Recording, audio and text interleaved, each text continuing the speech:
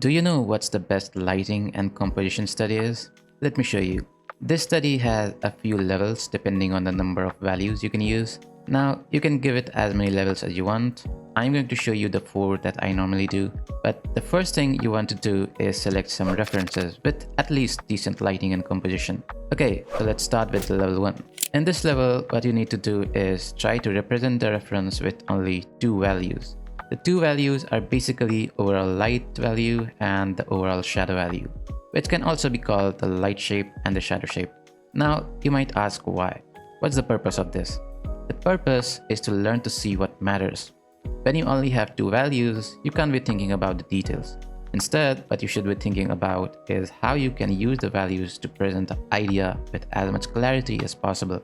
Try to use only simple shapes and avoid details as much as possible.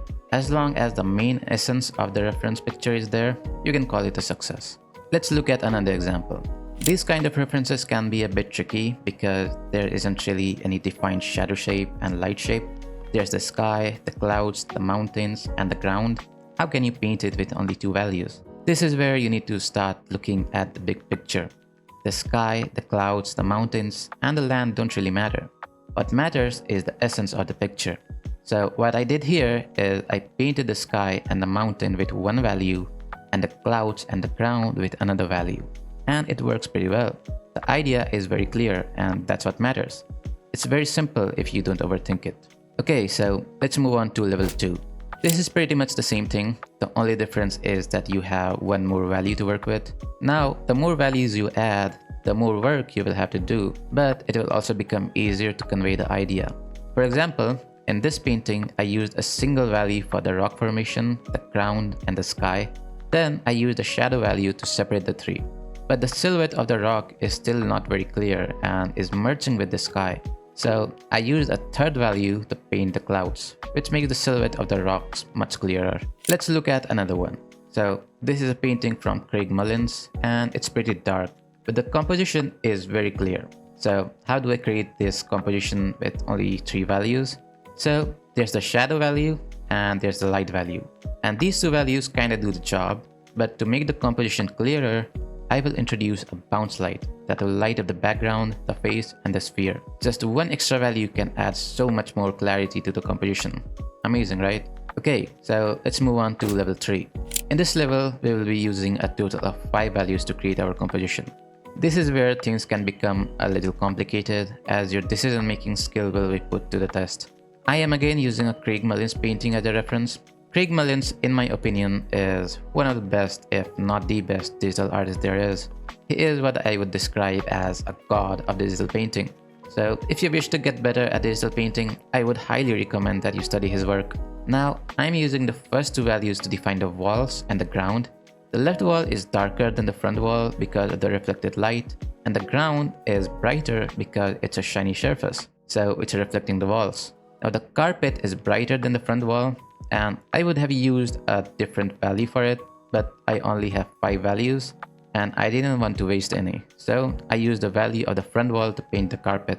Then I used a 3rd value to add in the lighting of the room. Now the floor is reflective and it is reflecting the front wall. So at first I thought I should use a 4th value for that, but then I decided to save the value for the lighting on the carpet and use an existing value for the reflection. And I think it looks completely fine. And in the end, I used the last 2 values for the carpet. It did take a little bit of trial and error, but it ended up looking fine. Then I added the characters and a few extra details using only the values that already exist. And in only 5 values, we have a clear composition.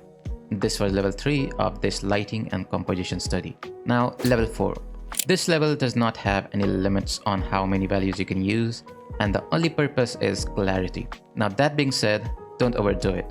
You don't want to be sitting for hours doing a single study, do you? For this one, I am choosing this reference image from the Netflix show Arcane. The composition and lighting on this reference are very nice. It's dark, but it's very clear. And this is the kind of reference that you should be using in these studies if you want the maximum benefits. It's difficult, no doubt, but you will also learn a lot. The process for this one is the same as the previous ones, except you don't really have any limits.